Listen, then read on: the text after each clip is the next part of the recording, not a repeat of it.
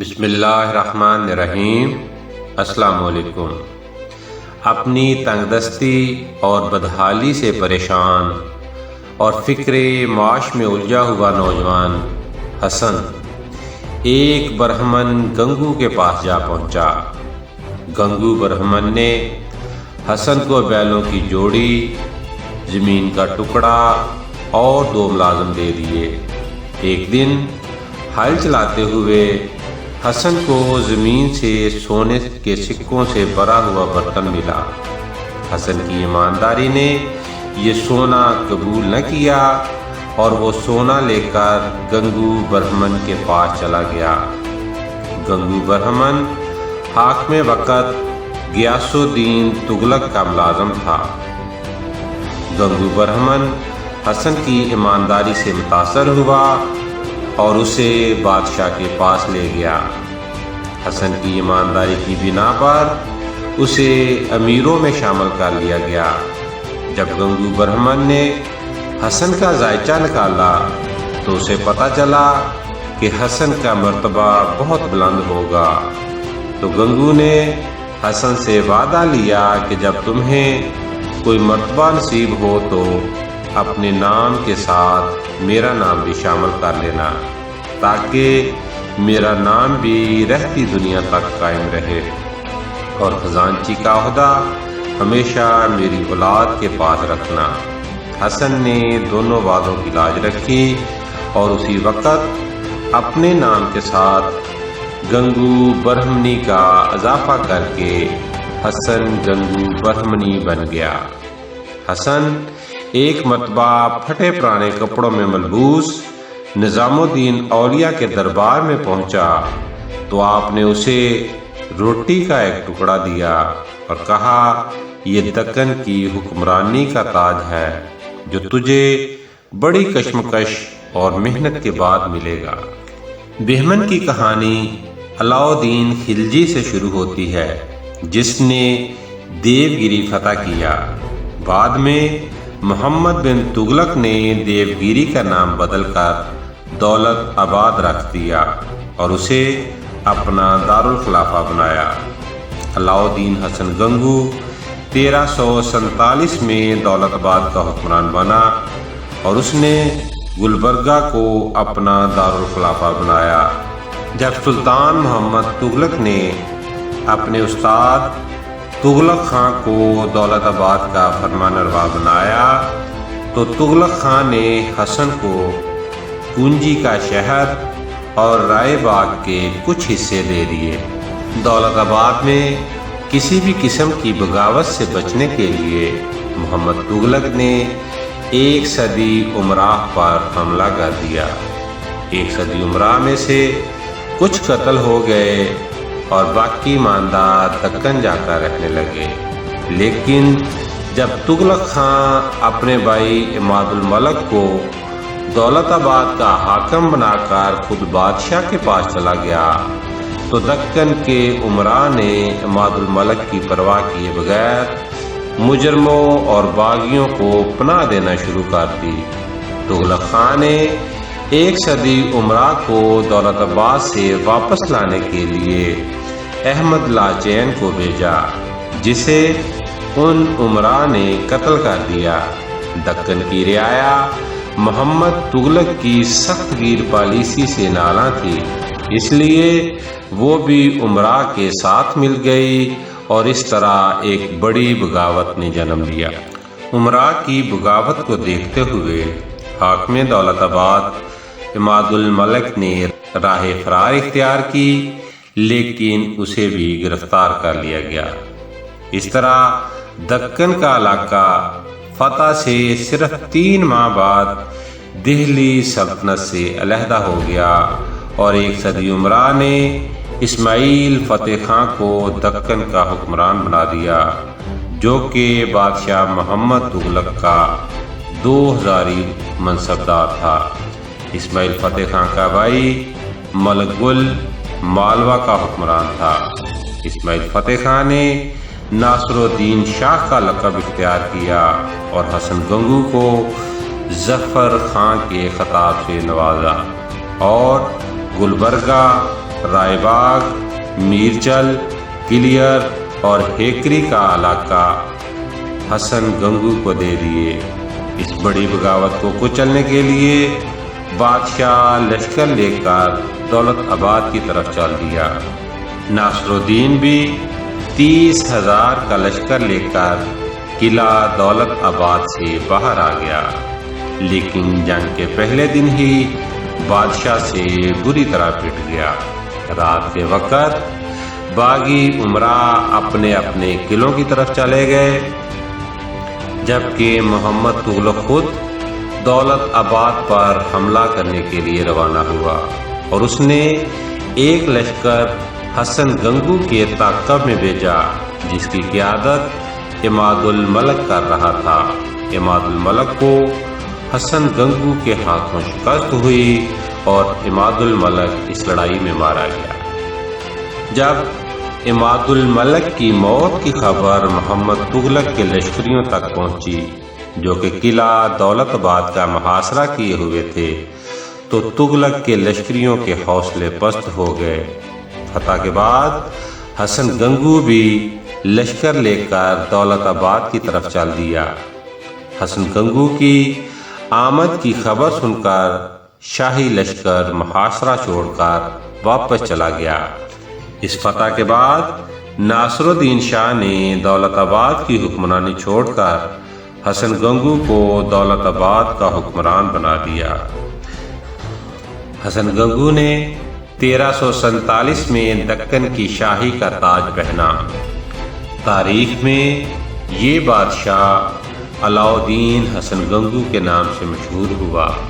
تخت نشینی کے وقت حسن گنگو نے 5 من سونا اور 10 من چاندی حضرت نظام الدین اولیاء کی روح کو اصالِ ثواب کے لیے غربا میں تقسیم کی۔ حسن گنگو نے ایفائے عہد کرتے ہوئے گانگو پنڈت کو خزانہ شاہی کا مختار بنایا۔ چونکہ برہمن مسلمانوں کی نوکری کو اچھا خیال نہیں کرتے، لیکن گانگو پنڈت وہ پہلا برہمن تھا جس نے ایک مسلمان کی ملازمت اختیار کی۔ بادشاہ علاؤ الدین حسن گنگو نے اپنے بیٹے محمد کا عقد سیف الدین کی بیٹی سے کیا۔ جلد ہی اسماعیل فتح خان حسن گنگو کے جاہ و جلال سے حسد کرنے لگا اور حسن گنگو کے خلاف سازشیں کرنے لگا، لیکن بادشاہ کے قہر کا شکار ہوا اور قتل ہو گیا۔ اس کے بعد بادشاہ فتوحات کی طرف متوجہ ہوا۔ سب سے پہلے کرناٹک کی مہم پر عماد الملک تاشقندی اور مبارک خان لودھی کو بھیجا، جو کامیابی سے ہمکنار ہوئے۔ اس کے بعد بادشاہ نے خود گجرات کا رخ کیا، لیکن راستے میں بیماری کی وجہ سے واپس آ گیا۔ جب بیماری لمبی ہو گئی تو بادشاہ نے سلطنت کو 4 حصوں میں تقسیم کیا۔ حسن آباد، گلبرگہ سے لے کر رائے چور اور مدگل کی حکمرانی سیف الدین کو دے دی۔ دولت آباد، بیئر اور مونگی پٹن کی اضلاع اپنے بھتیجے خان محمد بن علی شاہ کے حوالے کیے۔ برار اور ماہور صفدر خان، جبکہ بیدر، کندہارا، مزور، کولاس اور تلنگانہ کا علاقہ اعظم ہمایوں ملک سیف الدین کے بیٹے کے حوالے کر دیا۔ جب بادشاہ کو شفا نہ ہوئی اور موت کا یقین ہو گیا تو بادشاہ نے سارا مال و متاع علماء میں تقسیم کر دیا اور 1358 میں اس جہان فانی سے رخصت ہو گیا۔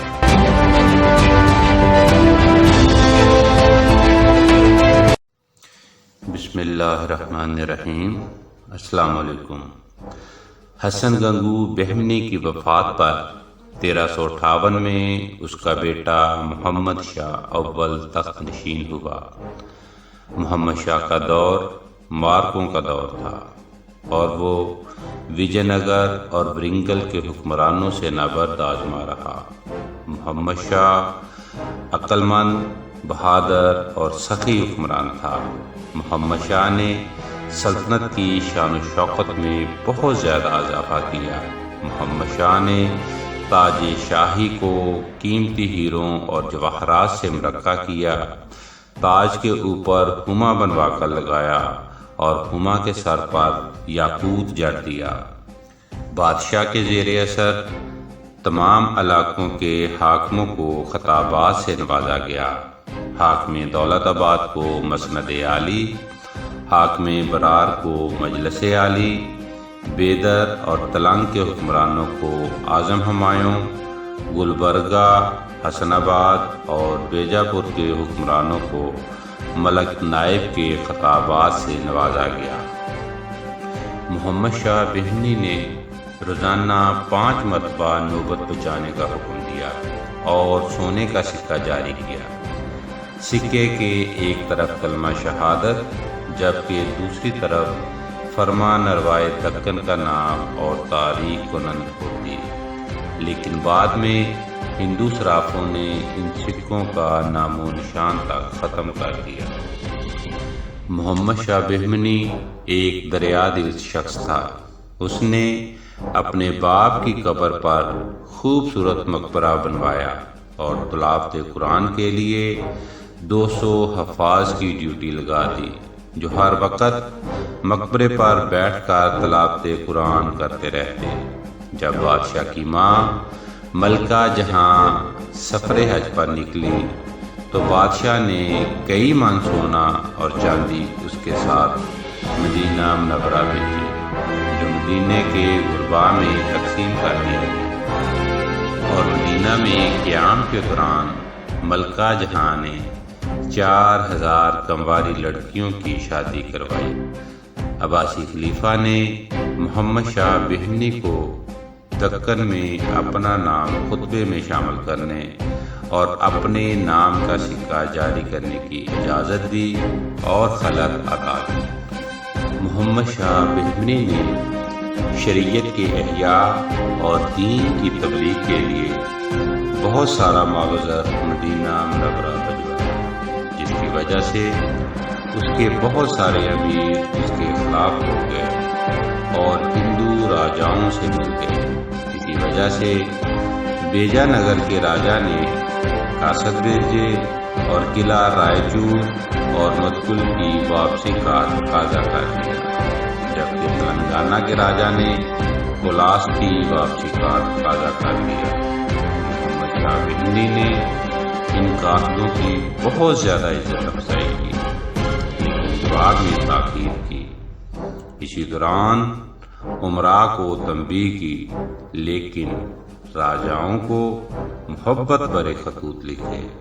لیکن 1 سال کے بعد جب باغی امراء کو مطمئن کیا جا چکا تھا، بادشاہ نے ایک بہت بڑا دربار عام منعقد کیا، جہاں تلنگانہ اور بیجا نگر کے قاصدوں کو بھی مدعو کیا گیا۔ ان قاصدوں کو مخاطب کر کے روبدار آواز میں کہا کہ مجھے تخت فروزہ پر جلوس کیے عرصہ گزر گیا اور میرے اقبال شاہی نے آسمان کی بلندیوں کو چھو لیا، لیکن آس پاس کے راجاؤں اور حکمرانوں کے کانوں پر چون تک نہیں ریگی۔ کسی نے آج تک کوئی ہدیہ، کوئی پیشکش نہیں کی، حالانکہ ان راجاؤں کا فرض ہے کہ ان کے پاس جو قیمتی زر و جواہر، سونا، چاندی اور ہیرے جواہرات موجود ہیں، وہ سب ہاتھیوں پر لاد کر بارگاہ بہمنی روانہ کر دیں۔ بادشاہ کا اعلان سن کر تلنگانہ کے راجا نے اپنے بیٹے ناگ دیو کو لشکر کے ساتھ ورنگل سے کولاس روانہ کر دیا۔ بیجا نگر کے راجا نے بھی 20,000 لشکریوں کی کمر ناگ دیو کی مدد کے لیے بھیجی۔ محمد شاہ کا لشکر اسماعیل فتح خان کے بیٹے بہادر خان کی سربراہی میں نکلا اور ہندوؤں کے لشکر کے پرچے اڑاتا ہوا ورنگل تک جا پہنچا اور ورنگل کے راجا سے 1,00,000 ہون اور 25 ہاتھی لے کر واپس آیا۔ جب ویلم پٹن کے مقام پر ناگدیو نے محمد شاہ بہمنی کی طرف آتے ہوئے ایک تاجر کے گھوڑوں کو روک لیا تو محمد شاہ بہمنی لشکر لے کر بیلم پٹن پہنچا اور ناگدیو کو شکست دینے کے بعد قتل کر دیا۔ اس کے بعد بادشاہ لشکر لے کر ورنگل پہنچا تو ورنگل کے راجا نے 13 لاکھ خون، 300 ہاتھی اور 200 گھوڑوں کے عوض بادشاہ سے صلح کر دی۔ اس کے علاوہ تلنگانہ کے کاستوں نے ایک عالی شان تخت بادشاہ کی خدمت میں پیش کیا جسے بادشاہ نے تخت فیروزہ کا نام دیا۔ تخت فیروزہ 3 گز لمبا اور 2.5 گز چوڑا آبنوس کی لکڑی کا بنا ہوا تخت تھا جس پر سونا، چاندی، ہیرے اور جواہرات اس طرح لگائے گئے تھے کہ جب انہیں چاہو لپیٹ لو اور تخت ایک جگہ سے دوسری جگہ لے جاؤ۔ اس وقت اس تخت کی قیمت 1 کروڑ خون بتائی جاتی تھی۔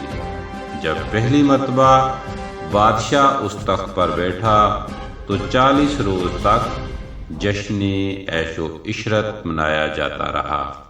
وقت کے گزرنے کے ساتھ ساتھ ہیرے، موتی اور جواہرات کی تعداد میں اضافہ کیا جاتا رہا، لیکن محمود شاہ بہمنی کے عہد میں اس تخت میں سے چند ہیرے اور جواہرات نکال لیے گئے تاکہ گلاس اور صراحی رکھے جا سکیں۔ تخت میں سے جواہرات نکالنا سلطنت کے لیے منحوس ثابت ہوا۔ تخت فیروزہ کے محفل عیش و عشرت میں جو قوال آئے تھے، بادشاہ نے ان کا برات نامہ راجہ بیجا نگر کے نام لکھا اور قاصد راجائے بیجا نگر کے پاس بھیج دیے، جنہیں بیجا نگر کے راجا نے گدھے پر سوار کر کے ذلیل و رسوا کیا اور شہر سے نکال دیا اور خود 20,000 سواروں، 9 لاکھ پیادوں اور 3,000 ہاتھیوں کا لشکر لے کر دکن کی سرحد کی طرف چل دیا اور قلعہ اودنی پر خیمہ لگایا۔ محمد شاہ بھی اپنا لشکر لے کر چل دیا، لیکن محمد شاہ بہمنی کے پہنچنے سے پہلے ہی راجا نے قلعہ مد الفتح کر لیا۔ جب بادشاہ کو پتہ چلا کہ قلعے کے تمام مسلمانوں کو قتل کر دیا گیا ہے تو بادشاہ نے 1 لاکھ ہندو قتل کرنے کی قسم کھائی۔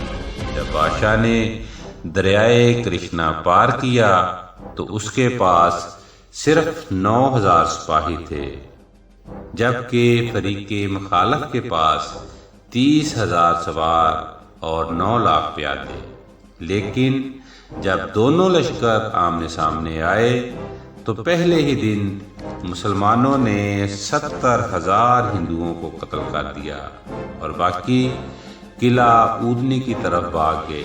اس فتح کے بعد بادشاہ نے پورا برسات قلعہ مطلوب میں گزارا اور پھر 15,000 سواروں اور 50,000 پیادوں کی مدد سے بیجا نگر پر حملہ آور ہوا۔ بادشاہ کے مقابلے کے لیے ہندو لشکر 40,000 سواروں اور 5 لاکھ پیادوں پر مشتمل تھا۔ دونوں لشکر آمنے سامنے آئے اور گمسان کی جنگ ہوئی۔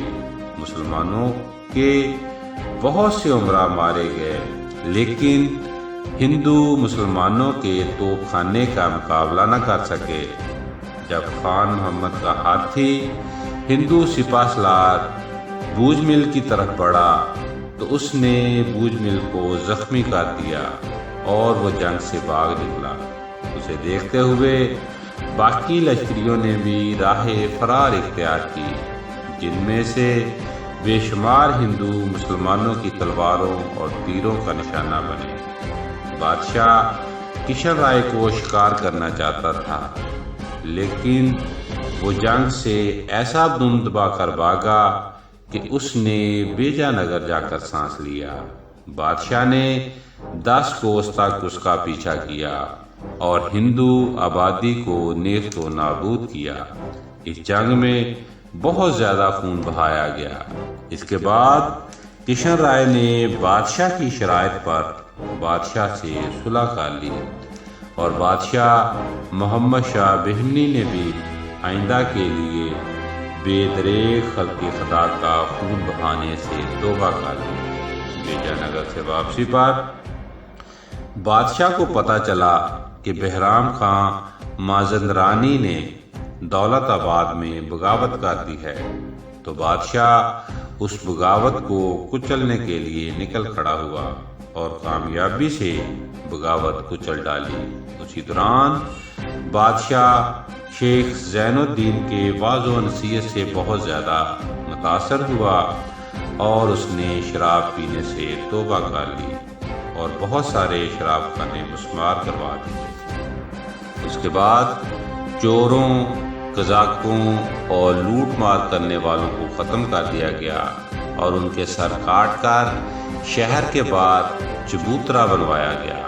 محمد شاہ بہمنی کا آخری دور خوشحالی کا دور تھا۔ ملک میں امن و امان تھا، رعایا مطمئن تھی اور بادشاہ کی ذات کو قدرت کا عطیہ سمجھتی تھی۔ بادشاہ ایک کامیاب زندگی گزار کر 1375 میں اس جہان فانی سے رخصت ہو گیا۔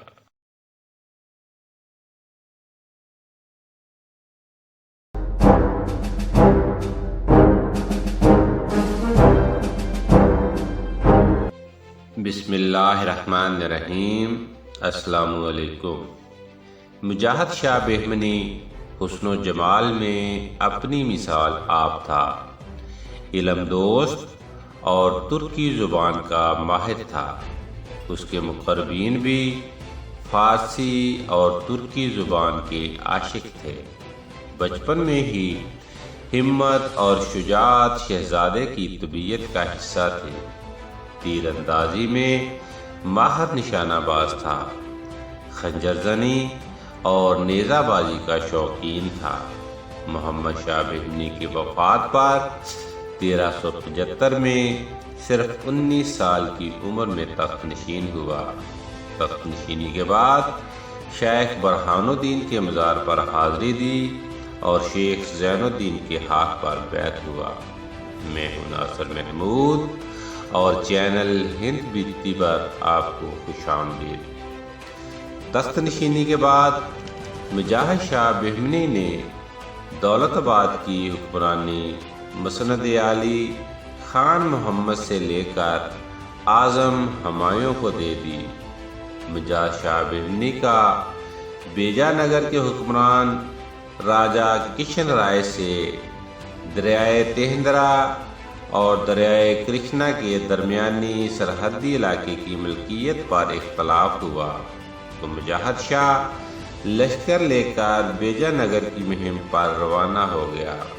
بادشاہ شکار کھیلتا ہوا آگے بڑھا اور دریائے تہندرا عبور کر کے قلعہ اودنی پہنچ گیا۔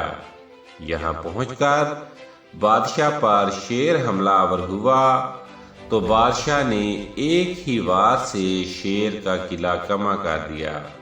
بادشاہ کی بہادری کے قصے زبان زد عام ہو گئے اور راجہ کشن رائے بادشاہ کی دہشت سے جنوبی جنگلوں کی طرف فرار ہو گیا اور کٹھن راستوں سے چلتا ہوا آگے بڑھا۔ مجاہد شاہ بھی پیچھے پیچھے چل دیا۔ راجہ کشن کو جنگل کی ہوا راس نہ آئی اور وہ بیمار ہو گیا، جس کی وجہ سے مجبوراً بیجا نگر پہنچا اور ایک پہاڑی میں چھپ گیا۔ مجاہد شاہ سید بن رمیسر کے گرد و نواح میں پہنچ گیا۔ یہاں بادشاہ نے کچھ سپاہی راجہ کی تلاش میں بھیج دیے اور خود لشکر لے کر سودرا کے راستے شہر میں داخل ہو گیا اور جو بھی مقابلے پر آیا اس کا قلعہ کما کر دیا۔ شہر پہنچ کر بادشاہ نے علاء الدین خلجی کی تعمیر کی ہوئی مسجد دوبارہ تعمیر کروائی اور بت خانے مسمار کرتا ہوا آگے بڑھتا چلا گیا اور شرمپرنگ کے بت خانہ تک پہنچ گیا جو ہیرے اور جواہرات سے بھرا پڑا تھا۔ بادشاہ نے بت خانہ تباہ کیا اور ہیرے جواہرات اپنے قبضے میں کر لیے۔ ہندوؤں سے شرمپرنگ کے بت خانے کا مسمار ہونا برداشت نہ ہوا اور انہوں نے راجا سے رو رو کر بدلہ لینے کی فریاد کی، اور راجا پورے انہماک کے ساتھ لشکر تیار کر کے مقابلے کے لیے آیا۔ دونوں لشکر مقابلے پر آئے اور گمسان کی جنگ ہوئی۔ مجاہد شاہ نے بہادری کی کئی داستانیں رقم کی اور اکیلا کئی مرتبہ دشمن کی صفوں میں جا گھسا اور دشمن کو نیست و نابود کرتا ہوا واپس لوٹا۔ مجاہد شاہ کا ہندو لشکر پر ایسا رعب و دبدبہ بیٹھا کہ اسے دیکھ کر ہندو سپاہی ایسے بھاگتے جیسے بھیڑیے کو دیکھ کر بکری۔ داؤد خان 7,000 کے لشکر کے ساتھ درہ سودرا کی حفاظت کر رہا تھا، لیکن جب اسے جنگ کے حالات کا پتہ چلا تو وہ درہ چھوڑ کر جنگ میں کود گیا اور بہت بہادری سے لڑا، لیکن اس دوران ہندو لشکر درہ پر قابض ہو گیا۔ جب بادشاہ نے داؤد خان کو دیکھا تو درہ خالی کرنے پر اس کو گالیاں دی۔ اب بادشاہ خود درہ پر قبضہ کرنے کے لیے آگے بڑھا، جسے دیکھتے ہی ہندوؤں کے اوثان خطا ہو گئے اور بادشاہ نے خود درے پر کھڑا ہو کر پورا مسلم لشکر وہاں سے گزارا۔ بیجا نگر پر حملے کے دوران مجاہد شاہ نے باپ کی وصیت پر عمل کرتے ہوئے کسی نہتے ہندو کو قتل نہ کیا، بلکہ صرف تھوڑے سے لوڈی اور غلاموں کو گرفتار کیا۔ واپسی پر مجاہد شاہ نے 9 ماہ تک قلعہ اودری کا محاصرہ کیے رکھا، لیکن جب برسات شروع ہوئی تو محاصرہ چھوڑ کر مدگل پہنچ گیا۔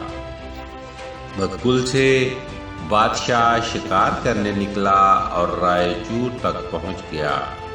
داؤد خان کو بادشاہ نے درہ سودرا خالی کرنے پر گالیاں دی تھیں، جس کا بدلہ لینے کے لیے داؤد خان نے دوران شکار رات کو سوئے ہوئے بادشاہ پر حملہ کر دیا اور اسے قتل کر دیا، اور جبکہ خود حکمران بن گیا۔ مجاہد شاہ نے صرف 3 سال حکومت کی اور اپنے چاچا کے ہاتھوں قتل ہو گیا۔ مجاہد کی وفات پر سوئے ہوئے فتنے جاگ اٹھے اور بہمنی سلطنت ڈگمگانا شروع ہو گئی۔ داؤد خان کی تخت نشینی کے 55 دن بعد مجاہد شاہ کی بہن روح پرور آغا نے بائی کا بدلہ لینے کے لیے باقا نامی غلام سے داؤد خان کو قتل کروا دیا۔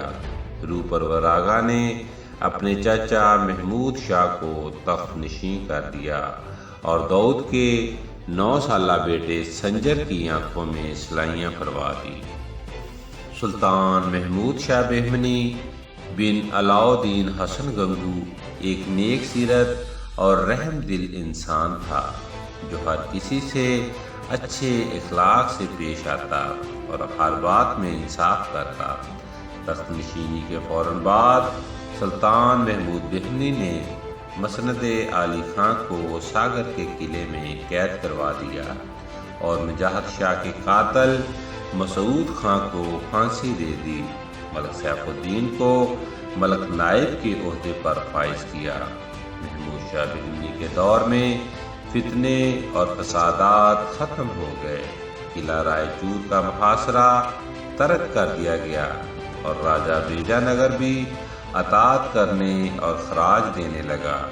محمود شاہ ایک علم دوست انسان تھا جو اشعار بھی کہتا، اور اس کے دور میں عرب و عجم کے تمام مشہور شاعر دکن آتے تھے۔ محمود شاہ کے دور میں کوئی خاص معرکہ پیش نہیں آیا۔ 19 سال حکومت کرنے کے بعد بادشاہ تپ مہرکا کی وجہ سے اس دار فانی سے رخصت ہو گیا۔ محمود شاہ بہمنی کی وفات پر اس کا 19 سالہ بیٹا غیاث الدین بہمنی تخت نشین ہوا، لیکن یہ عاقبت نادیش حکمران اپنے ایک غلام تغلچین کے ہاتھوں اپنی آنکھیں نکلوا بیٹھا اور جلد ہی خالق حقیقی سے جا ملا۔ اس کے بعد اس کا چھوٹا بھائی سلطان شمس الدین بہمنی 15 سال کی عمر میں تخت نشین ہوا، لیکن حقیقت میں تغلچین دکن کے سفید و سیاہ کا مالک بن گیا۔ تغلچین داؤد خان کے 2 بیٹوں فیروز شاہ اور احمد شاہ کو قتل کرنا چاہتا تھا، لیکن دونوں باغکار قلعہ ساگر میں پناہ گزین ہو گئے اور بغاوت کر دی، اور آخرکار بادشاہ کو قید اور تغلچین کے خاندان کو قتل کر کے داؤد خان کا بیٹا فیروز شاہ تخت نشین ہو گیا۔ شمس الدین صرف 57 دن تک حکمران رہا۔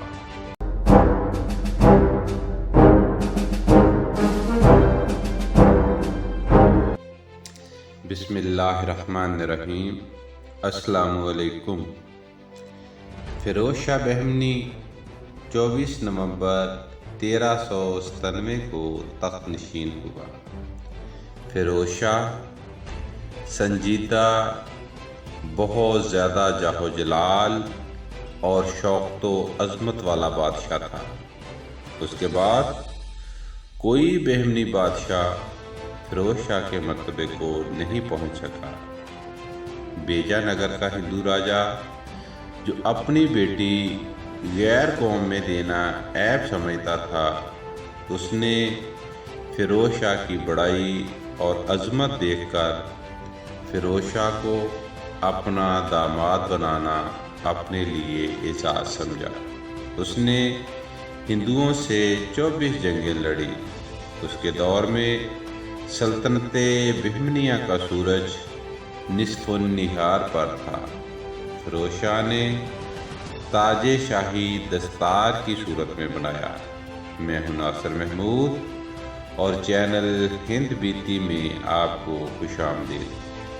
فیروز شاہ ہر رات دیر تک علماء، سادات، مشائخ اور شعراء کی محفل میں بیٹھتا اور ہر ملک کے اہل کمال کو اپنے دربار میں جمع کرتا اور پوری دنیا سے نادر ایشیا اپنے محل میں جمع کرتا۔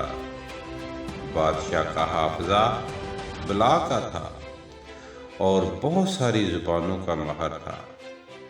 ہر طرح کے علم میں دلچسپی رکھتا تھا۔ اس نے ہفتے کے 3 دن درس و تدریس کے لیے مخصوص کر رکھے تھے، اور قاسم فرشتہ لکھتے ہیں کہ فیروز شاہ کا علمی مرتبہ محمد تغلق سے کہیں زیادہ بلند تھا۔ بادشاہ نے دریائے تہندرا کے کنارے ایک نیا شہر آباد کیا اور اس کا نام فیروز آباد رکھا۔ فیروز شاہ کے ہندوؤں کے ساتھ 2 معرکے انتہائی زیادہ اہمیت کے حامل ہیں۔ 1399 عیسوی میں بیجا نگر کے راجا نے 30,000 سواروں اور 90,000 پیادوں کے ساتھ متکل، رائے چور اور سلطنت کے دوسرے علاقوں پر حملہ کر دیا۔ فیروز شاہ بھی 12,000 کے لشکر کے ساتھ ہندو راجا دیو رائے سے مقابلے کے لیے نکل آیا۔ برسات کی وجہ سے دریائے تہندرا کا پانی بہت بلندی پر بہہ رہا تھا اور فیروز شاہ کے لیے لشکر کے ساتھ دریا عبور کرنا بہت مشکل ہو رہا تھا، جبکہ دوسرے کنارے ہندو لشکر نے ڈیرے ڈالے ہوئے تھے۔ بادشاہ کا ایک امیر قاضی سراج چند بھروسے والے آدمیوں کے ساتھ دریا عبور کر کے ہندو لشکر کے پاس خرابات میں فقیروں کے بیس میں قیام پذیر ہوا اور ایک بازاری عورت سے عشق کرنا شروع کر دیا اور اس سے اتنی والہانہ محبت جتائی کہ فحشہ عورت بھی پریشان ہو گئی۔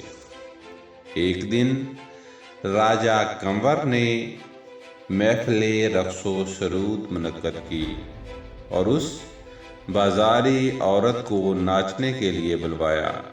قاضی سراج بھی گویوں کے روپ میں چل دیا اور محفل میں ایسی نغمہ سرائی کی کہ ہر کوئی اشک اشک کر اٹھا اور اپنے فن کے مظاہرے کے دوران مشعلیں بجھا دیں اور اپنی کٹاریں کنور رائے کے سینے میں گونپ دیں اور قتل و غارت شروع کر دی۔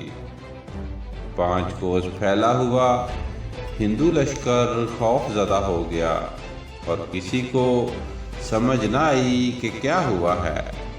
صبح منہ اندھیرے سلطان فیروز شاہ بھی دریا عبور کر کے ہندوؤں کے سر پر پہنچ گیا۔ ہندو راجہ بیٹے کے غم میں بغیر جنگ کیے بیجا نگر چل دیا۔ فیروز شاہ بھی تعقب کرتے ہوئے بیجا نگر تک جا پہنچا۔ مسلمانوں نے اس جنگ میں 200 برہمن غلام بنائے جنہیں 10 لاکھ خون کے عوض رہائی ملی۔ دوسرا مشہور معرکہ 1400 عیسوی میں گہیرلا کے مقام پر نرسنگھ دیو سے ہوا۔ گہیرلا میں گمسان کی جنگ ہوئی اور بہت سارے مسلمان امیر مارے گئے، لیکن آخری فتح مسلمانوں کے حصے میں آئی اور نرسنگھ دیو سے 40 ہاتھی، 5 من سونا، 5 من چاندی اور نرسنگھ دیو کی بیٹی کا بادشاہ کے رشتے کے عوض صلح ہو گئی۔ 1402 عیسوی میں جب امیر تیمور نے دہلی فتح کیا تو فیروز شاہ نے قیمتی تحائف امیر تیمور کے پاس بھیجے اور اسے ہر طرح کی مدد اور وفاداری کا یقین دلایا، جس سے خوش ہو کر امیر تیمور نے گجرات اور مالوا کی حکمرانی فیروز شاہ کے نام لکھ دی۔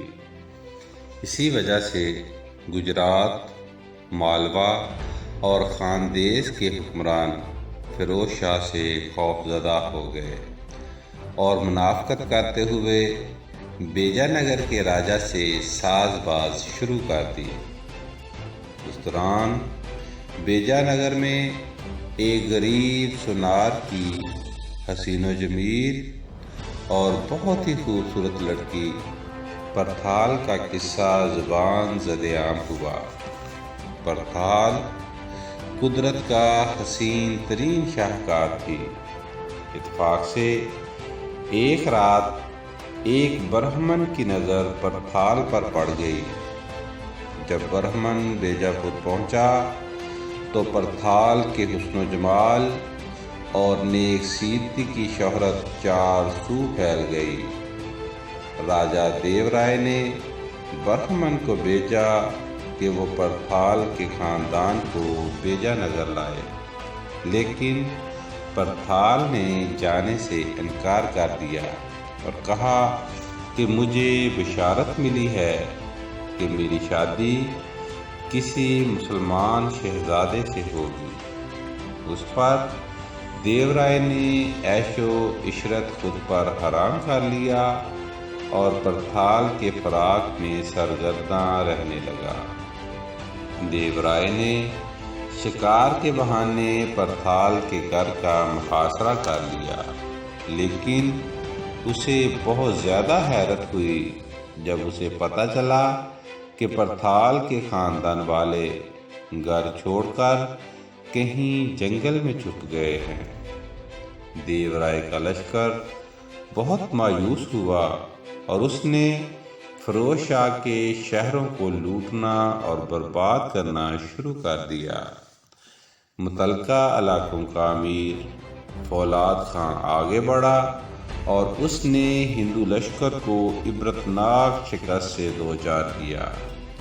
اس ساری صورتحال میں فیروز شاہ بھی خاموش نہ بیٹھا اور 1407 عیسوی میں گلبرگہ سے لشکر لے کر نکلا اور بیجا نگر کا محاصرہ کر لیا۔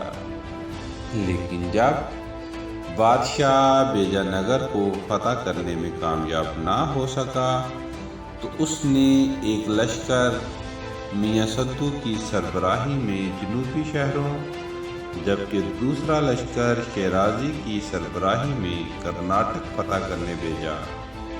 جب دونوں امیر کامیاب لوٹے تو دیو رائے نے ہراساں ہو کر اپنی بیٹی کی شادی فیروز شاہ سے کر کے فیروز شاہ سے صلح کر لی۔ اس کے علاوہ 10 لاکھ خون، 5 من مروارید اور 50 زنجیر ہاتھی فیروز شاہ کو ہدیہ دے دیے۔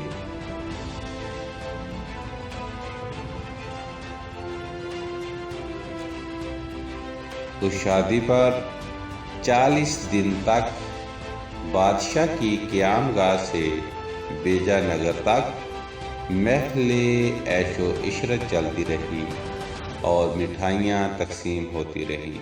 اسی دوران فیروز شاہ کو پرتھال کے بارے میں پتہ چلا تو وہ اسے بھی آتے ہوئے ساتھ ہی لے آیا، اور جب اسے دیکھا تو جیسا سنا تھا اس سے کہیں زیادہ حسین پایا۔ فیروز شاہ نے پرتھال کی شادی اپنے بیٹے حسن سے کر دی۔ 1415 میں جب بادشاہ نے اکبر حسن خان کو اپنا جانشین بنایا اور تمام اراکین سے بیعت لی تو دعا کے لیے حضرت گیسو دراز کو بھی کہلا بھیجا، تو انہوں نے جواب دیا کہ تاج تو احمد خانِ خانہ کے سر پر رکھنے کا فیصلہ قدرت نے کر دیا ہے، جس پر بادشاہ کو بہت غصہ آیا اور بادشاہ حضرت گیسو دراز سے ناراض ہو گیا۔ اپنی آخری عمر میں جب بادشاہ نے پاتکل پر لشکر کشی کی تو اسے عبرتناک شکست کا سامنا کرنا پڑا۔ ہندوؤں نے فتح کے بعد مسلمانوں کی قتل و غارت گری کا بازار گرم کر دیا اور مساجد مسمار کر دی۔ فیروز شاہ کو یہ شکست اندر سے گھائل کرنے لگی اور اس کی صحت گرنا شروع ہو گئی۔ اپنی گرتی ہوئی صحت کو دیکھ کر بادشاہ نے سوچا کہ کہیں اس کا بھائی خانِ خانہ احمد خان تخت نشین نہ ہو جائے۔ اس نے اس حادثے سے بچنے کے لیے احمد خان خانِ خانہ کی آنکھیں نکلوانا چاہی، مگر وہ فرار ہو گیا اور اپنا لشکر علیحدہ کر لیا۔ بادشاہ کی طرف سے عین الملک احمد خان کے مقابلے کے لیے آیا، لیکن عبرتناک شکست سے دوچار ہوا اور تخت پر احمد خان کا قبضہ ہو گیا، جبکہ فیروز شاہ 1 اکتوبر 1422 میں خال کے حقیقی سے جا ملا۔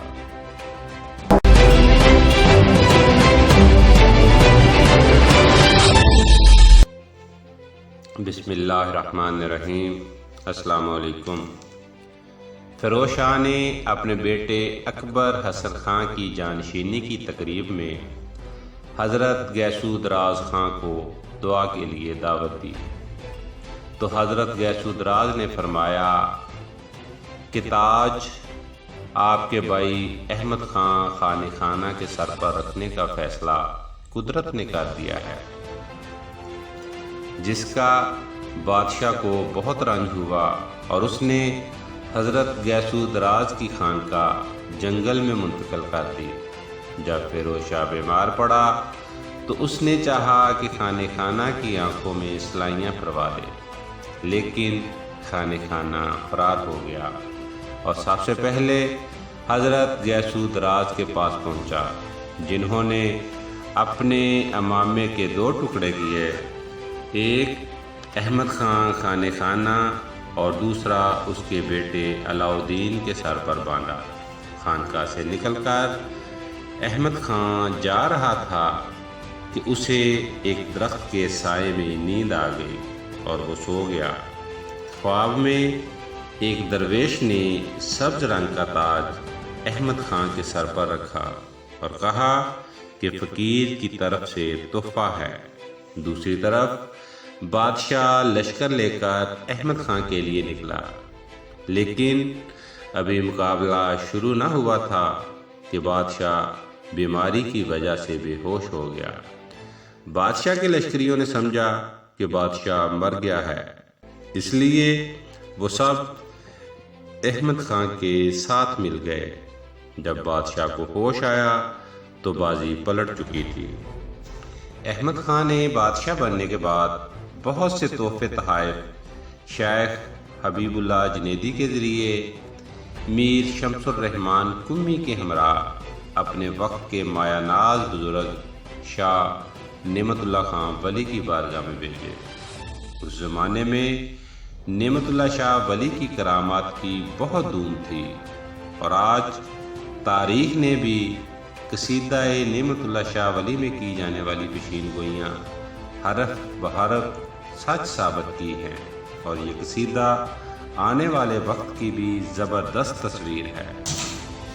جب بادشاہ کے تحائف نعمت اللہ شاہ ولی کے پاس پہنچے تو بزرگ نعمت اللہ شاہ ولی نے سبز تاج 12 گوشوں والا بنوا کر صندوق میں بند کیا اور ملا قطب الدین سے کہا کہ یہ بادشاہ کی امانت ہے، اسے دے آئے۔ احمد خان نے جب قطب الدین کو دیکھا تو دیکھ کر حیران رہ گیا کہ یہ تو وہی بزرگ ہیں جنہوں نے خواب میں 12 گوشوں والا سبز تاج میرے سر پر رکھا تھا۔ جب بادشاہ نے صندوق کھولا تو خواب والے تاج جیسا حقیقی تاج نعمت اللہ شاہ ولی کی طرف سے بادشاہ کو تحفے میں پیش کیا گیا تھا۔ تاج اور بزرگ کو دیکھ کر بادشاہ پر دقت طاری ہو گئی۔ میں ہوں ناصر محمود اور چینل ہند پیتی پر آپ کو خوش آمدید۔ احمد شاہ بہمنی 1 اکتوبر 1422 میں تخت نشین ہوا۔ احمد خان کا پہلا معرکہ بیجا نگر کے راجہ دیو رائے کے ساتھ پیش آیا۔ وہ 40,000 کے لشکر کے ساتھ کرناٹک کی طرف چل دیا۔ دیو رائے نے ورنگل کے راجہ سے بھی مدد طلب کی اور لشکر جرار کے ساتھ مقابلے کے لیے آ گیا۔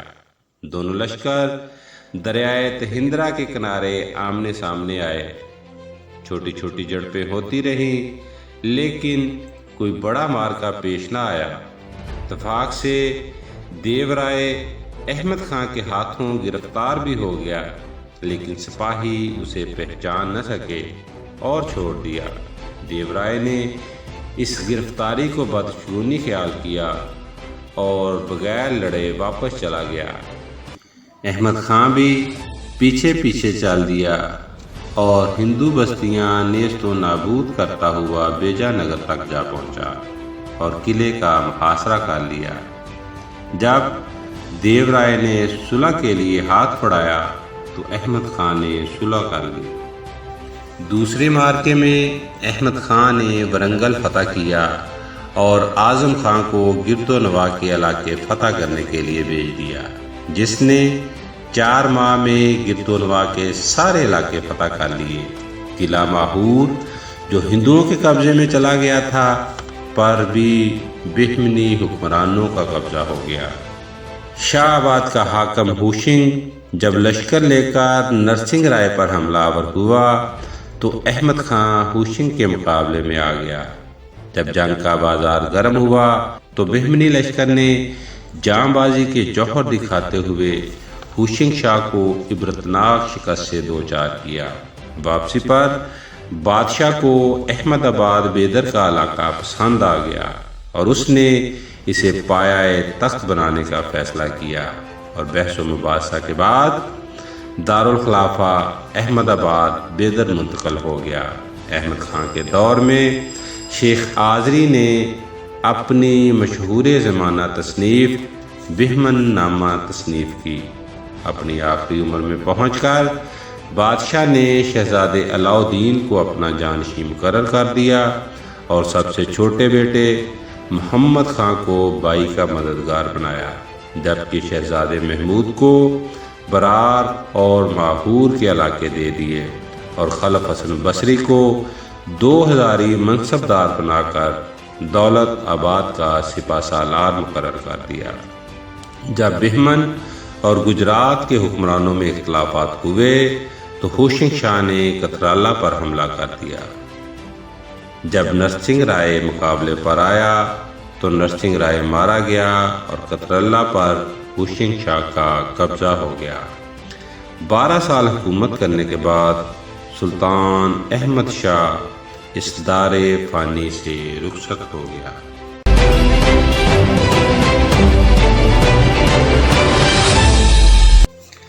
بسم اللہ الرحمن الرحیم۔ السلام علیکم۔ سلطان علاؤ الدین بن احمد شاہ بہمنی 1436 عیسوی میں تخت نشین ہوا۔ تخت نشینی کے فوراً بعد علاؤ الدین نے اپنے بھائی شہزادے محمد خان کو ان ہندوؤں کی سرکوبی کے لیے بھیجا جنہوں نے گزشتہ 5 سالوں سے خراج ادا نہیں کیا تھا۔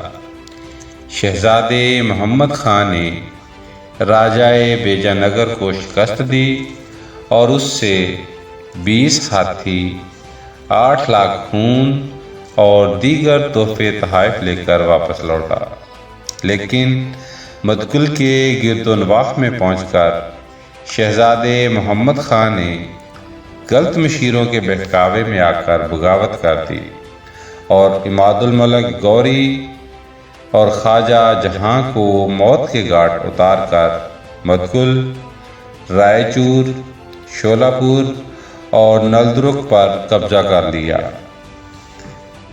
علاؤ الدین بادشاہ اس بغاوت کو کچلنے کے لیے لشکر لے کر نکلا اور خون ریز جنگ کے بعد بائی کو شکست دی، لیکن اسے قتل کرنے کی بجائے پیار سے سمجھایا اور اسے تلنگانہ کی حکومت عطا کر دی۔ محمد خان نے بھی اس کے بعد کبھی بھی بائی سے بغاوت نہیں کی۔ جب بادشاہ کے سسر نصیر خان کی سازش پر برار میں بغاوت نے سر اٹھایا تو بادشاہ نے لشکر خلف حسن بصری کی سربراہی میں اس بغاوت کو کچلنے کے لیے بھیجا۔ خلف حسن بصری روہتی نگر کے مقام پر نصیر خان سے معرکہ آرائی ہوا۔ جب نصیر خان کو شکست ہوئی تو وہ برہان پور بھاگ گیا۔ خلف حسن بصری بھی پیچھے پیچھے جا پہنچا اور نصیر خان کے سارے ساتھی قتل کروا دیے۔ نصیر خان نے قلعہ تلنگ میں پناہ لے لی۔ خلف حسن بصری نے قلعہ تلنگ بھی تباہ و برباد کر دیا اور 70 ہاتھیوں اور ایک بڑے توپ خانے کے ہمراہ کامیاب و کامران واپس لوٹا۔ شاہ قلی نے بھی اس معرکے میں بہادری کے بڑے جوہر دکھائے، لہذا بادشاہ نے اپنی بیٹی کا رشتہ شاہ قلی سے کر دیا۔ بیجا نگر کا راجہ دیو رائے اس بات پر بڑا متفکر تھا کہ اس کا لشکر بڑا بھی ہوتا ہے اور ہر طرح کے ہتھیاروں سے لیس بھی، لیکن اس کے باوجود اسے شکست کیوں ہو جاتی ہے؟ دیو رائے نے مسلمانوں سے جنگی حکمت عملی اور لڑائی کے طریقے سیکھنے کے لیے مسلمانوں کی ایک بڑی تعداد اپنے لشکر میں شامل کر لی اور انہیں مراعات دینا شروع کر دی۔ اس طرح راجہ نے 10,000 مسلمان اور 60,000 ہندو سوار اور ماہر تیر انداز جبکہ 3 لاکھ پیادہ اپنی فوج میں بھرتی کر لیے، جبکہ 2 لاکھ پیادہ پہلے ہی اس کے پاس موجود تھے۔ اس طرح ایک بڑے لشکر کے ساتھ راجہ دیو رائے نے بہمنی علاقوں پر حملہ کر دیا۔ کئی مقامات پر ہندوؤں اور مسلمانوں میں خون ریز جنگ ہوئی، لیکن کسی بھی حتمی فتح کے بغیر ہی علاؤالدین اور دیو رائے میں صلح ہو گئی۔ بیجا نگر کے ہنگامے سے فارغ ہو کر بادشاہ عیش و عشرت کا شکار ہو گیا اور 1000 خوبصورت عورتیں محل میں جمع کی اور دریائے نعمت آباد کے کنارے خوبصورت باغ لگوایا اور خلف حسن بصری کو دریا کے کنارے کے علاقے فتح کرنے بھیج دیا۔ جب خلف حسن بصری نے سرکہ نامی راجے کو شکست دی تو حسن بصری نے سرکہ سے راجہ سنگسیر تک پہنچنے کے لیے رہنمائی مانگی۔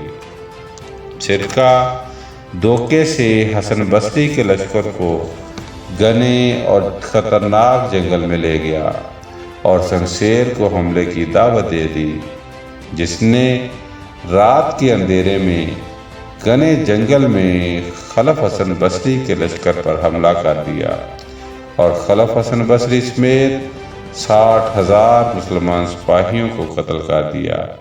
اس قتل کے بعد دکنی امراء جنہوں نے خلف حسن بصری سے دغا کیا تھا اور اس کے ساتھ نہیں گئے تھے، اور سادات جنہوں نے خلف حسن بصری کا ساتھ دیا تھا، ان میں اختلاف ہو گیا اور یہ اختلاف اپنی انتہا کو پہنچ گیا، اور مشیر الملک جو مغلوں کا بڑا دشمن اور سادات کے خلاف تھا، اس نے دکنی امراء کا ساتھ دیا اور سادات کی بڑی تعداد کو قتل کر ڈالا اور بادشاہ کو غلط اطلاع دی۔ لیکن جب بادشاہ کو حقیقی صورتحال کا پتہ چلا تو بادشاہ نے دکنی امراء کو سخت سزائیں دی، جبکہ سادات کو اعلیٰ عہدوں پر فائز کیا۔ بادشاہ اپنے مرشد شیخ آذری کی نصیحت پر عیش و عشرت سے تائب ہو گیا اور عدل و انصاف کی طرف متوجہ ہوا اور رعایا کا اس طرح سے خیال رکھا کہ لوگ فریدون اور نوشیروان کے عدل کے قصوں کو افسانہ سمجھنے لگے۔ بادشاہ نے شراب نوشی پر پابندی عائد کر دی اور بھیک منگوں کے گلے میں لوہے کا طوق ڈلوا دیا۔ 1458 عیسوی میں بادشاہ کی پنڈلی پر ایک زخم آیا جو اس کے لیے جان لیوا ثابت ہوا۔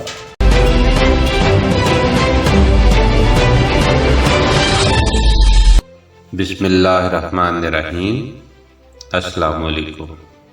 جب سلطان علاؤالدین کا آخری وقت آیا تو اس نے اپنے تمام اراکین سلطنت اور امراء کی توقع کے خلاف ہمایوں ظالم شاہ کو، جس کی عادات قبیحہ کی وجہ سے سبھی لوگ اس سے متنفر تھے، اپنا جانشین مقرر کر دیا۔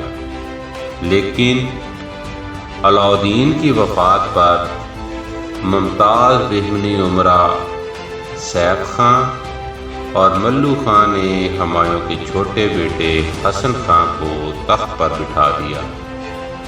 حسن خان نے شاہ حبیب اللہ کو ہمایوں ظالم کو قتل کرنے بھیج دیا، لیکن اس حملے کی خبر ہمایوں ظالم کو ہو گئی اور وہ سکندر خان اور دیگر لشکریوں کے ساتھ مقابلے پر آ گیا۔ ہمایوں اس مقابلے میں فتح یاب ہوا اور وہ لشکر لے کر شاہی دربار تک جا پہنچا۔ ہمایوں نے اپنے بھائی حسن کو گرفتار کر لیا اور سیف خان کو ہاتھی کے پاؤں سے باندھ کر پورے بازار میں چکر لگوایا اور پھر قتل کر دیا، اور حبیب اللہ سمیت دیگر امراء کو زندان میں ڈال دیا۔ میں ہوں ناصر محمود اور چینل ہند بیتی پر آپ کو خوش آمدید۔ ہمایوں ظالم شاہ 1458 عیسوی میں تخت نشین ہوا۔ ہمایوں شاہ نے خواجہ محمود کاماں کو ملک التجار کے خطاب سے نوازا اور اسے وکیل سلطنت اور بیجاپور کا طرفدار مقرر کر دیا۔ ملک شاہ کو خواجہ جہاں کا خطاب دیا اور اسے طرفدار تلنگانہ مقرر کر دیا۔ عماد الملک غوری کو نظام الملک کے خطاب سے نوازا اور اسے 1000 منصبداروں میں شامل کر لیا اور تلنگانہ کے علاقے اس کی جاگیر میں شامل کر دیے۔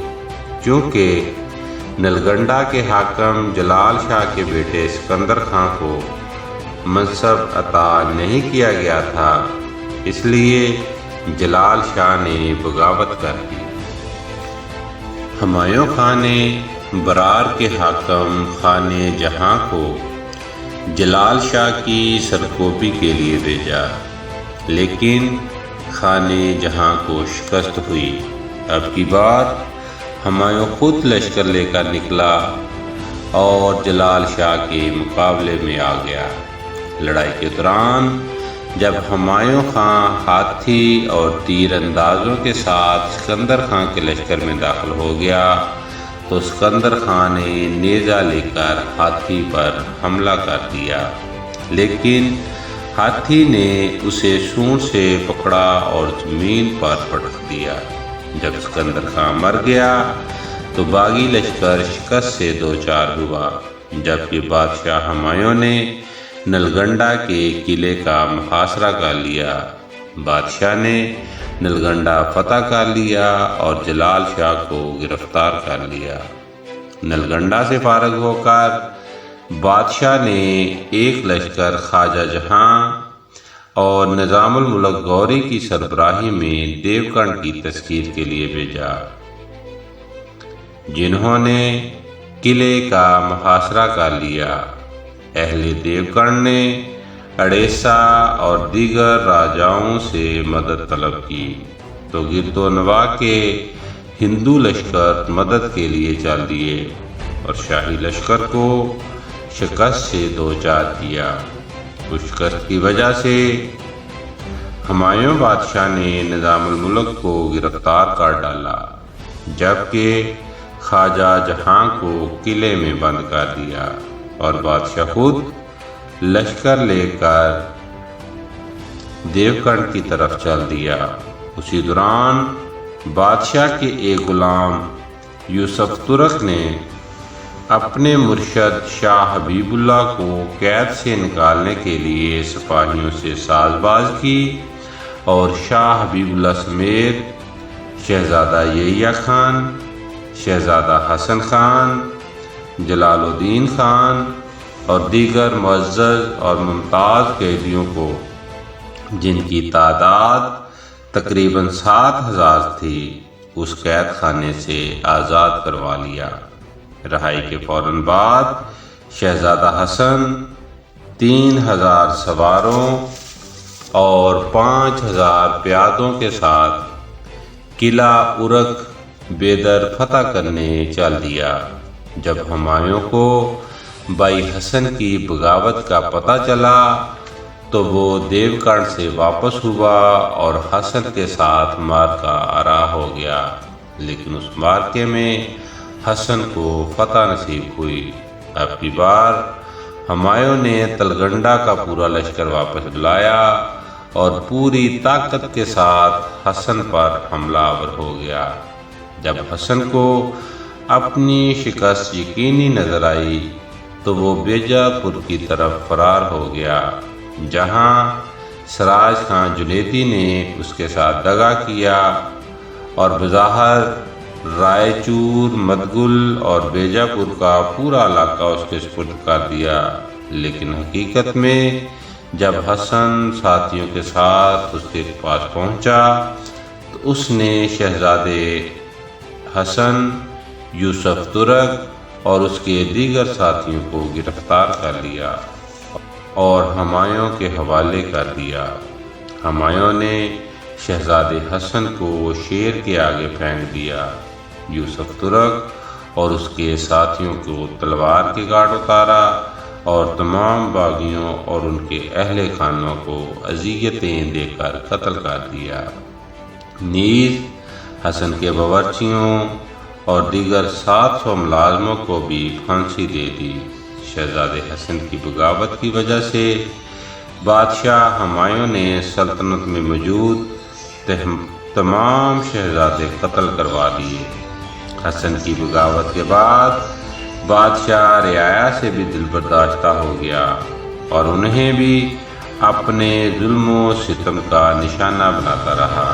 جب ہمایوں نے ظلم و ستم کا بازار گرم کیا ہوا تھا، اسی دوران بادشاہ بیمار ہو گیا اور خلق خدا نے سکون کا سانس لیا۔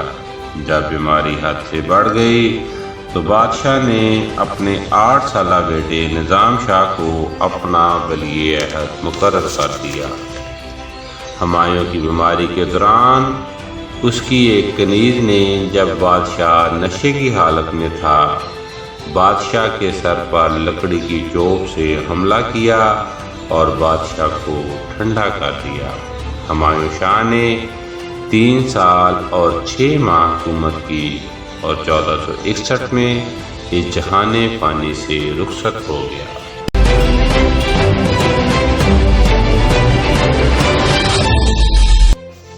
بسم اللہ الرحمن الرحیم۔ السلام علیکم۔ 1461 عیسوی میں ہمایوں شاہ کے انتقال پر اس کا 8 سالہ خوبصورت بیٹا نظام شاہ تخت نشین ہوا۔ نظام شاہ کی والدہ ذہین اور عقل مند عورت تھی۔ اس نے خواجہ جہاں ترک اور ملک التجار محمود کامہ کو اپنا مشیر بنا لیا اور سلطنت کا ہر کام انہی کے مشورے سے کرنے لگی۔ ملک التجار کو بیجاپور کا طرفدار جبکہ خواجہ جہاں کو تلنگانہ کا طرفدار بنایا گیا۔ آس پاس کے حکمرانوں نے جب دیکھا کہ سلطنت ایک 8 سالہ بچے کے ہاتھ میں ہے تو سب اس سلطنت پر قبضے کے خواب دیکھنے لگے۔ سب سے پہلے اڑیسہ اور اوریا کے ہندو حکمرانوں نے دکن کے علاقوں پر حملہ کیا اور اتنا خون بہایا کہ گلاس تک آبادی کا نام و نشان تک ختم کر دیا۔ خواجہ جہاں ترک اور ملک التجار نے 40,000 لشکریوں کا لشکر جمع کیا اور اڑیسہ اور اوریا کے راجاؤں کی قیام گاہ کی طرف چل دیے۔ احمد آباد بیدر سے 10 کوس کے فاصلے پر دونوں لشکر آمنے سامنے آئے اور جنگ شروع ہو گئی۔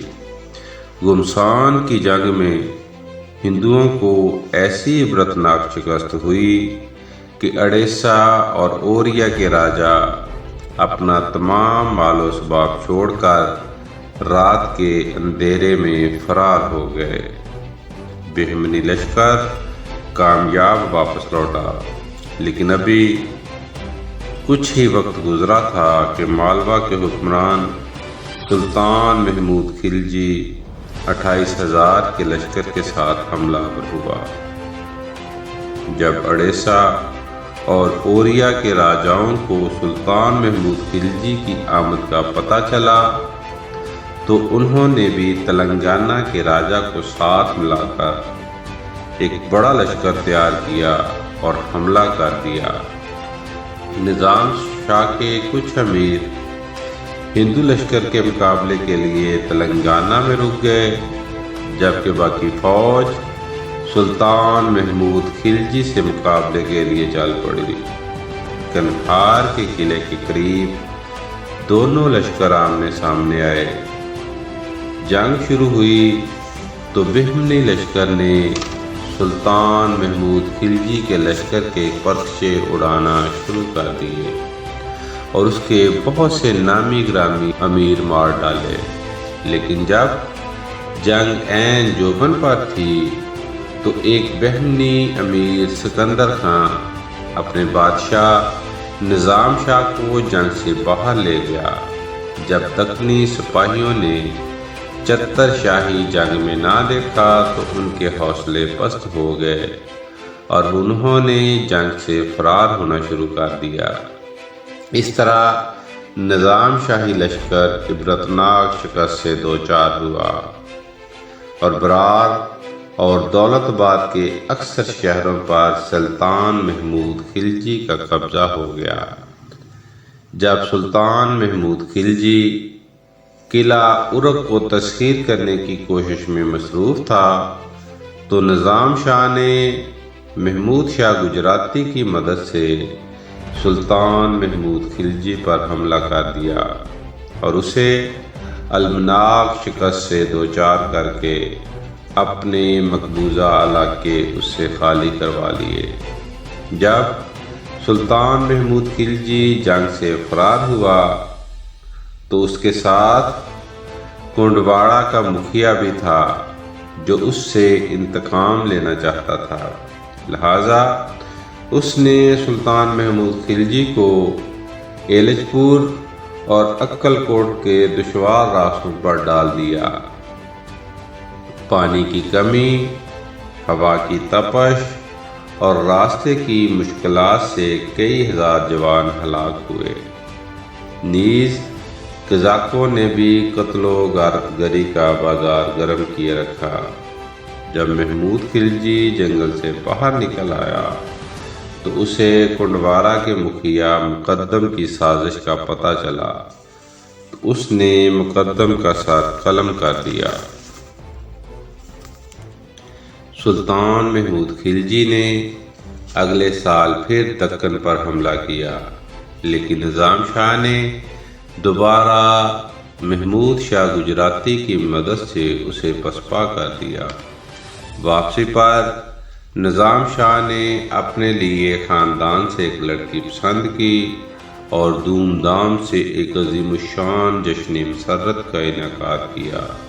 لیکن افسوس کہ شب زفاف کو جب ساری دنیا عیش و عشرت میں مصروف تھی اور ہر گھر عشرت کدہ بنا ہوا تھا، شاہی محل سے آدھی رات کے وقت رونے پیٹنے کی صدائیں بلند ہوئیں اور معلوم ہوا کہ نظام شاہ نے داعیے اجل کو لبیک کہہ دیا ہے۔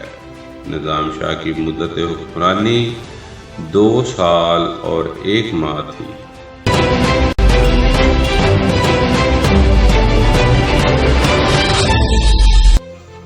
بسم اللہ الرحمن الرحیم۔ 1463 عیسوی میں سلطان نظام شاہ کی وفات پر اس کا چھوٹا بھائی شمس الدین محمد شاہ تخت نشین ہوا۔ تخت نشینی کے وقت محمد شاہ ثانی کی عمر صرف 9 سال تھی۔ محمد شاہ کے ابتدائی دور میں امور سلطنت نظام شاہ کے دور کی طرح خواجہ جہاں ترک، ملک التجار گامہ اور محمد شاہ کی والدہ کے مشورے سے سر انجام پاتے رہے، جبکہ محمد شاہ کا چھوٹا بھائی احمد شاہ بھی کئی پرگنوں کا جگیردار مقرر ہوا اور اپنے بھائی کا ہم نشین ہوا۔ محمد شاہ نے کتاب فہمی، علم دوستی اور خوش خطی میں ایسی مہارت پیدا کی کہ اس کے بعد بہمنیوں میں اس جیسا عالم پیدا نہ ہوا۔ محمد شاہ ثانی کے دور میں خواجہ جہاں ترک نے خود مختاری اختیار کر لی اور امور سلطنت کے معاملات نمٹانے کے لیے وہ کسی کو خاطر میں نہ لاتا، حتیٰ کہ محمود گامہ کو بھی صرف سرحدی مہمات تک محدود کر دیا۔ محمد شاہ ثانی کی والدہ دور اندیش اور عقل مند تھی، لہٰذا اس نے نظام الملک کے ذریعے خواجہ جہاں ترک کو قتل کروا دیا، جبکہ ملک التجار محمود گامہ کو خواجہ جہاں کے لقب سے نوازا اور اسے وکیل سلطنت مقرر کر دیا۔ جب محمد شاہ ثانی کی عمر 14 سال ہوئی تو ایک بہت بڑے جشن کا اہتمام کر کے سلطان کو شادی کے بندھن میں باندھ دیا گیا۔ شادی کے ہنگامے سے فارغ ہو کر بادشاہ مہمات سر کرنے کے لیے نکل کھڑا ہوا۔ بادشاہ نے سب سے پہلا لشکر نظام الملک کی سربراہی میں 1468 عیسوی میں حاکم مالوا کے زیر اہتمام چلنے والے قلعے کتھراللہ کو سر کرنے کے لیے بھیجا۔ قلعے کے محاصرے کے دوران حاکم مالوا نے نظام الملک سے مقابلے کے لیے کئی لشکر بھیجے جو شکست سے دوچار ہوئے۔ غرض کئی مقابلوں کے بعد قلعہ فتح کر لیا گیا اور اہل قلعہ کو کسی قسم کا نقصان نہ پہنچایا، لیکن فتح کے بعد قلعے کے 2 نہتے راجپوت سامنے آئے اور نظام الملک سے کہا کہ ہم آپ جیسے جری آدمی کے پاؤں چومنا چاہتے ہیں۔ جب انہیں اجازت ملی تو قریب پہنچ کر انہوں نے نظام الملک پر حملہ کر کے اسے قتل کر دیا اور خود بھی لڑائی میں مارے گئے۔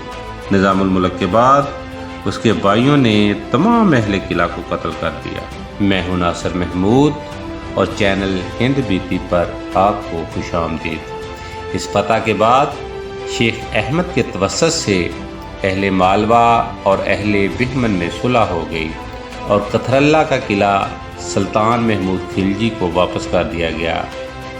رائے سنگسیر اور رائے کوہنیاں ہر وقت 300 کشتیاں تیار رکھتے اور انہیں مسلمانوں کا مال و اسباب لوٹنے کے لیے استعمال کرتے۔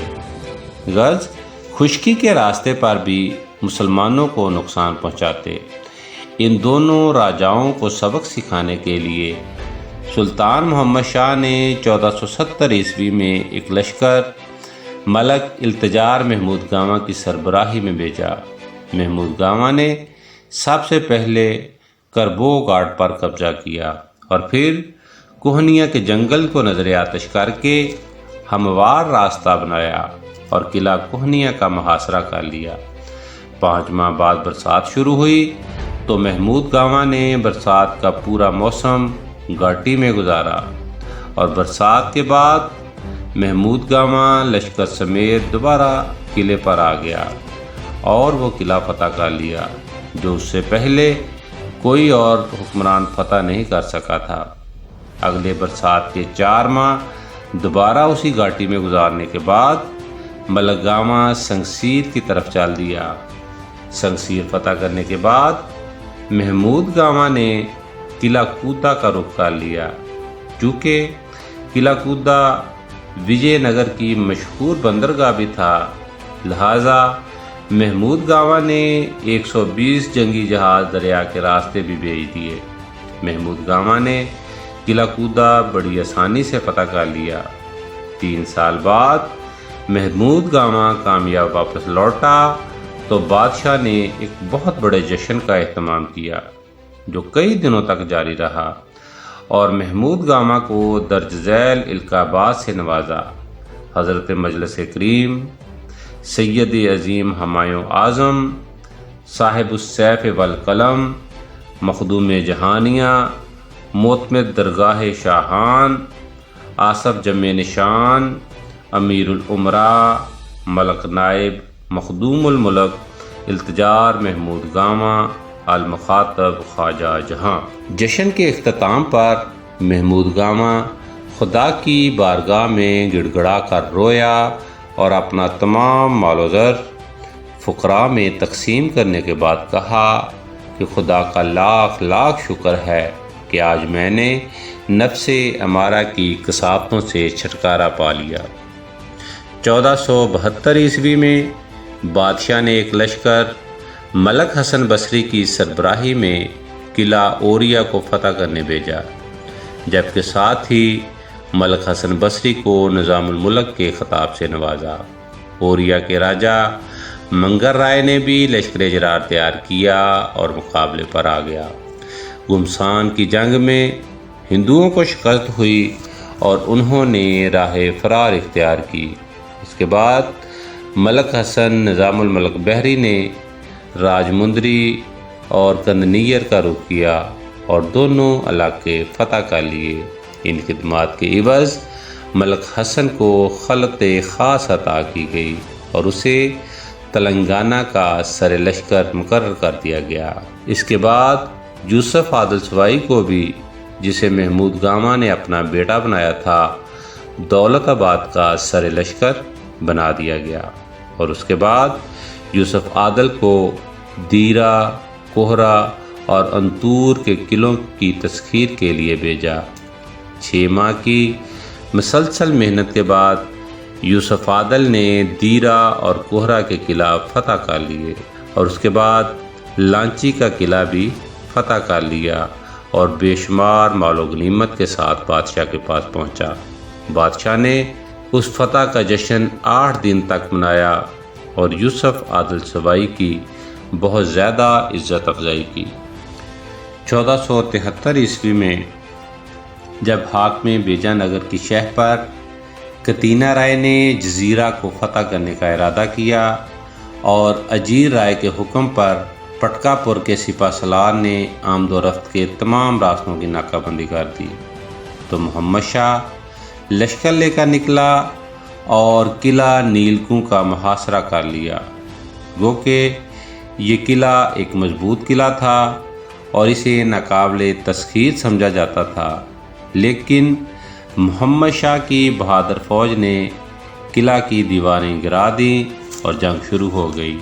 جب جنگ اپنے جوبن پر تھی تو راجہ کتینہ بیش بدل کر ایلچی کے روپ میں بادشاہ کے پاس آیا اور اپنی پگڑی بادشاہ کے قدموں میں ڈال دی اور معافی کا طلبگار ہوا، جسے معاف کر دیا گیا۔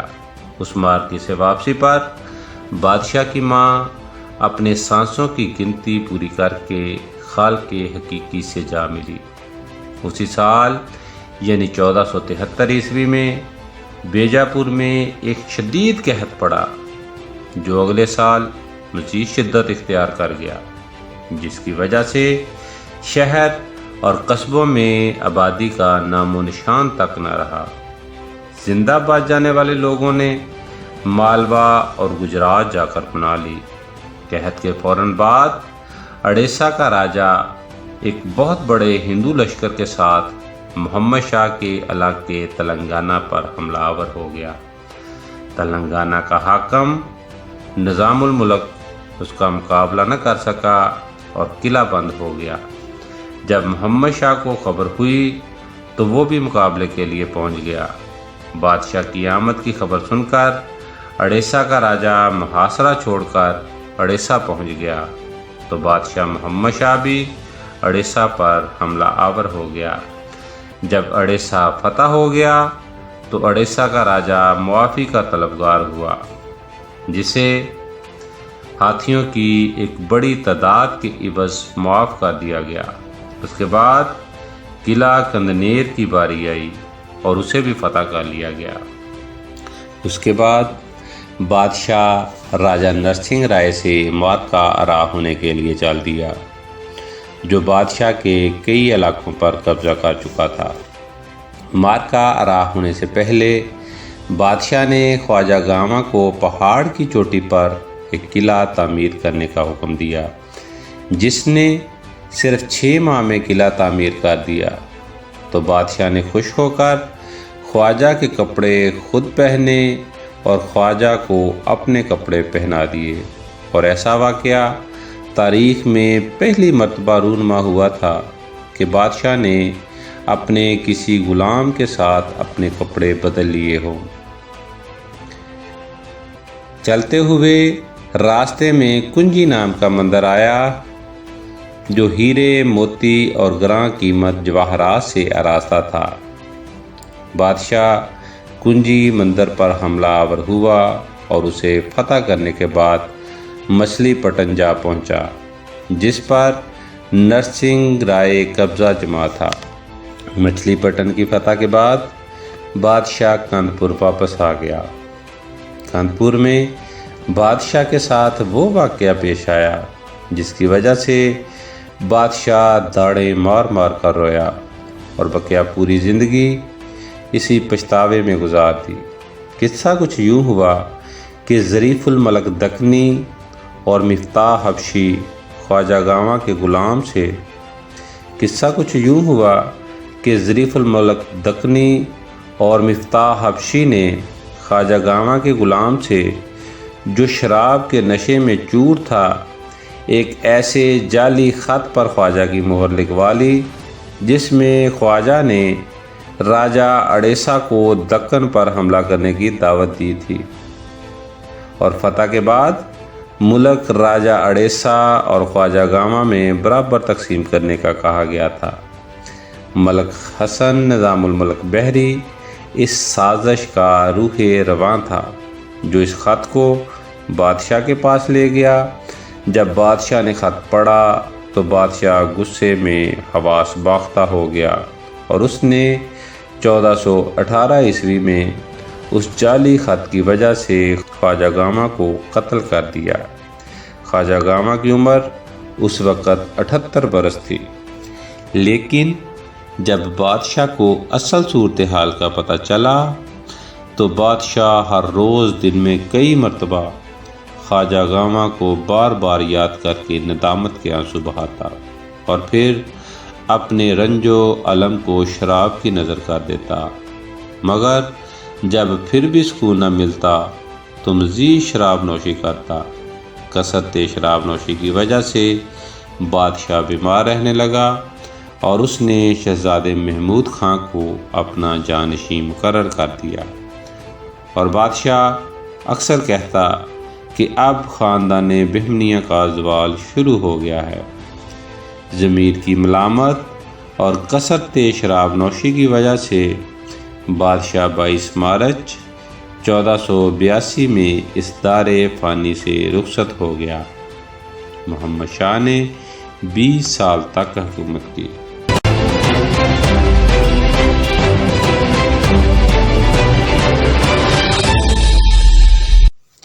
بسم اللہ الرحمن الرحیم۔ السلام علیکم۔ سلطان شہاب الدین محمود شاہ بہمنی ایک عیش پرست اور بے اختیار حکمران تھا۔ اس کے دور میں امراء کے 4 طاقتور گروہ امور سلطنت پر پوری طرح غالب آ گئے اور بہمنی سلطنت مختلف ریاستوں میں تقسیم ہونا شروع ہو گئی۔ 4 گروہ جنہوں نے زبردست طاقت حاصل کی وہ یہ تھے: مغل گروہ، ترک گروہ، حبشی گروہ اور دکنی گروہ۔ سازشوں کا آغاز محمود شاہ کے والد محمد شاہ بہمنی کے دور میں اس وقت ہوا جب حسن نظام الملک بحری نے امور سلطنت میں اپنا اثر و رسوخ بڑھانے کے لیے محمد شاہ بہمنی کے سب سے بہادر، دانا اور وفادار امیر ملک جہاں گاواں پر ایک جھوٹے خط کے ذریعے غداری کا الزام لگوایا اور بادشاہ کے ہاتھوں اسے قتل کروا ڈالا۔ ملک نظام الحسن بحری بادشاہت کے خواب دیکھتا اور اس نے ان خوابوں کو عملی جامہ پہنانے کے لیے بہت سے ہندو غلاموں کو تلنگانہ کے مختلف علاقوں کا جاگیردار بنا دیا۔ میں ہوں ناصر محمود اور چینل ہند بیتی پر آپ کو خوش آمدید۔ سلطان شہاب الدین محمود شاہ بہمنی نے 1482 میں 12 سال کی عمر میں حکومت سنبھالی۔ جب محمود شاہ بہمنی نے نظام الملک کو وکیل سلطنت کے عہدے پر فائز کیا تو اس نے ملک گاواں کے منہ بولے بیٹے اور بیجا پور کے طرفدار یوسف عادل خان کو قتل کروانا چاہا۔ وہ یوسف عادل خان کو قتل کروانے میں تو کامیاب نہ ہو سکا، لیکن اس نے ترکوں کی ایک بہت بڑی تعداد جن میں امراء بھی شامل تھے کو قتل کروا ڈالا، جس کی وجہ سے یوسف عادل خان اور نظام الملک کے بیٹے ملک احمد کے درمیان شدید مارکار آئی ہوئی، جس میں طرفین کے 3 سے 4 ہزار سپاہی لقمۂ اجل بنے۔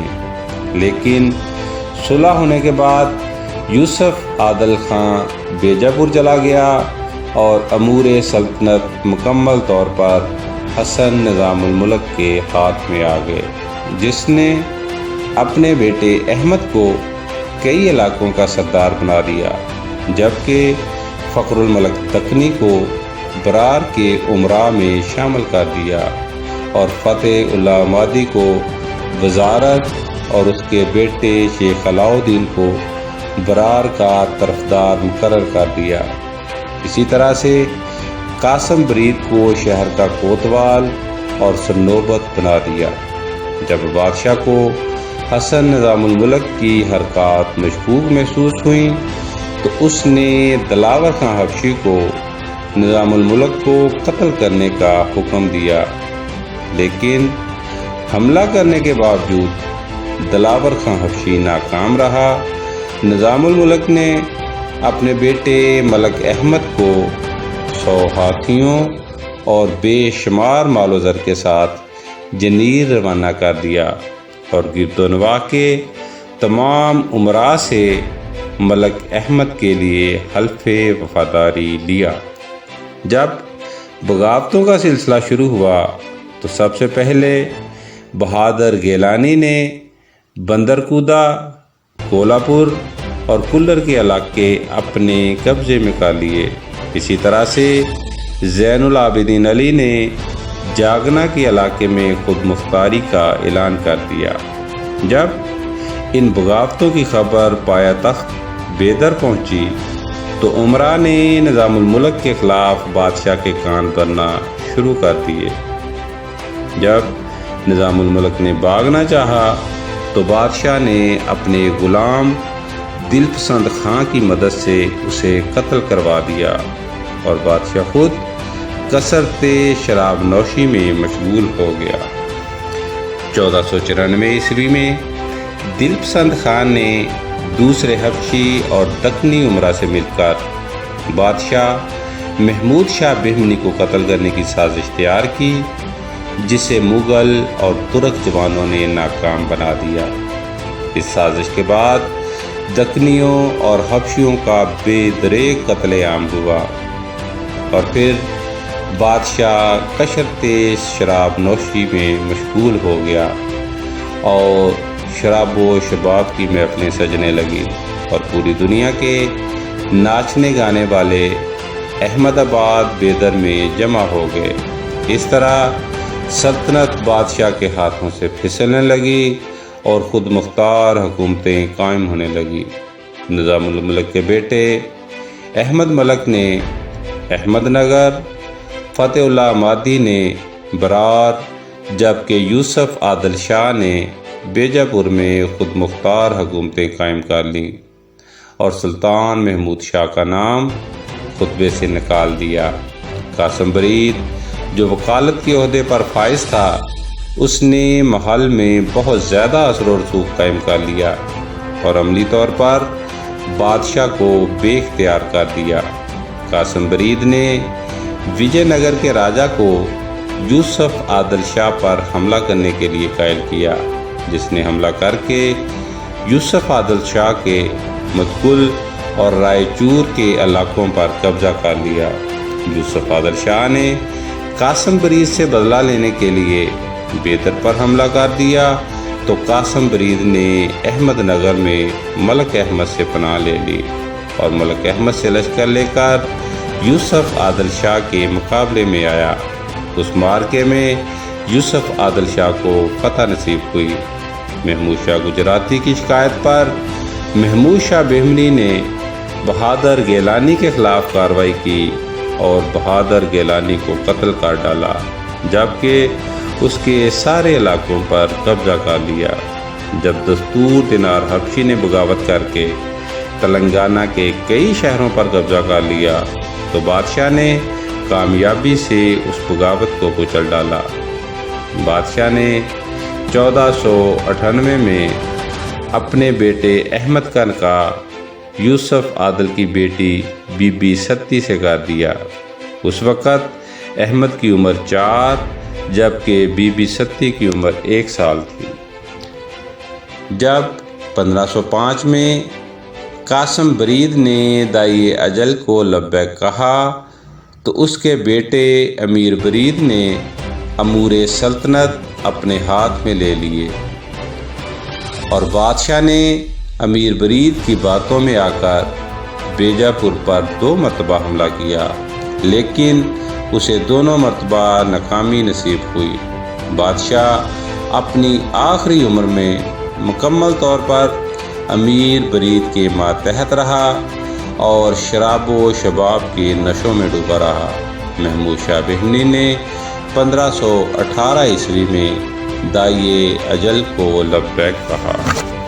محمود شاہ بہمنی کے بعد 1518 میں اس کا بیٹا احمد شاہ بہمنی بادشاہ بنا، لیکن امور سلطنت پر مکمل طور پر امیر برید کا کنٹرول رہا اور احمد شاہ برائے نام بادشاہ رہا۔ امیر برید نے بادشاہ کا جو وظیفہ مقرر کیا وہ اس کی عیش و عشرت کے لیے ناکافی تھا، لہٰذا بادشاہ نے اپنا تاج توڑ کر اس کے یاقوت، موتی اور الماس بادہ فروشوں کو دے دیے۔ احمد شاہ بہمنی 2 سال حکومت کرنے کے بعد 1520 میں اس دار فانی سے رخصت ہو گیا۔ احمد شاہ کے بعد اس کا بیٹا علاء الدین حکمران بنا اور اس نے تخت امیر برید سے آزاد کروانے کی پوری کوشش کی، لیکن کامیاب نہ ہو سکا اور 2 سال بعد امیر برید کے ہاتھوں قتل ہو گیا۔ اس طرح 1523 میں ولی اللہ شاہ تخت پر بیٹھا، لیکن 3 سال بعد وہ بھی امیر برید کے ہاتھوں قتل ہو گیا۔ 1526 میں کلیم اللہ شاہ تخت نشین ہوا جو یوسف عادل شاہ کا نواسہ تھا۔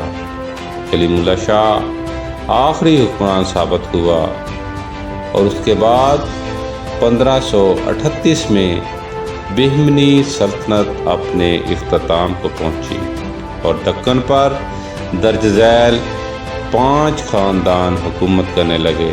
نمبر 1 عادل شاہی، نمبر 2 نظام شاہی، نمبر 3 عماد شاہی، نمبر 4 قطب شاہی، نمبر 5 برید شاہی۔